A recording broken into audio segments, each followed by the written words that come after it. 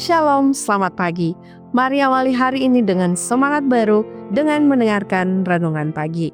Minggu 13 Juli 2025. Saya seorang egoholik yang sudah pulih. Habakuk 2 ayat 3. Sebab penglihatan itu masih menanti saatnya, tetapi ia bersegera menuju kesudahannya dengan tidak menipu. Apabila berlambat-lambat, nantikanlah itu, sebab itu sungguh-sungguh akan datang dan tidak akan bertanggung. Seperti anak yang hilang, saya pernah merasa sangat tidak betah dengan kehidupan di rumah dan di gereja yang penuh aturan. Saya ingin membebaskan diri dari semua itu. Saat remaja, saya sering meminta ruang gerak lebih luas. Orang tua saya pun memberi saya kesempatan dengan masuk ke ruang space. Dan disitulah awal mula kejatuhan saya. Space adalah singkatan dari S, smart atau pintar. Saya mendapat keuntungan dari pendidikan di rumah yang disiplin dan sekolah privat. P, physically correct, benar secara fisik. Saya vegetarian, atletis, tinggi, berkulit gelap, dan menurut banyak orang, penampilan saya menarik. A, articulate atau pandai berbicara. Saya pandai berkomunikasi, cerdas, dan percaya diri. C, charming, charismatic, menarik atau karismatik. Saya menarik dan tidak pemalu di lingkungan kerja. E, ethical atau etis. Saya jujur, tidak pernah merokok, minum alkohol, berjudi, atau menggunakan obat-obatan terlarang, dan tidak punya kecanduan lain. Namun, dengan semua kelebihan itu, saya menjadi seorang kadet space yang sangat terdidik, pandai berbicara, dan karismatik, tetapi lupa bahwa semua itu adalah anugerah Tuhan.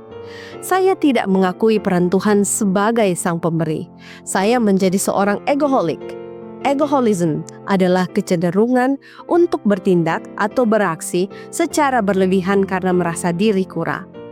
Hal ini bisa muncul sebagai sikap sombong, rasis, seksis, egois, tidak mau mendengar, atau bahkan merasa tidak cukup baik. Ego bisa muncul dalam bentuk besar, kesombongan, merasa diri paling penting, maupun kecil, merasa tidak mampu, tidak berdaya, manajemen waktu buruk, mudah tergoda, atau sekedar ingin diperhatikan. Pada Januari 1987, saya hidup dalam kemewahan dan sering menghamburkan uang. Sambil bekerja di salah satu perusahaan humas terbesar di dunia di Chicago.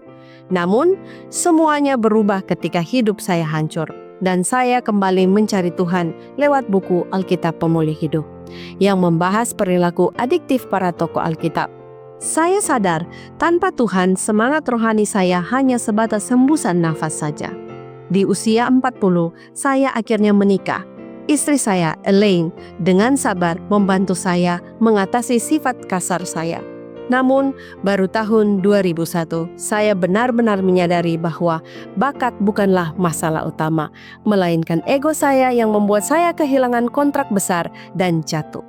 Peringatan itu memaksa saya untuk mengakui kecanduan ego dan mulai belajar merendahkan hati melalui Kristus. Proses pemulihan saya dimulai dengan model top. T, target, menentukan masalah utama. O, ownership, mengambil kendali penuh atas masalah itu.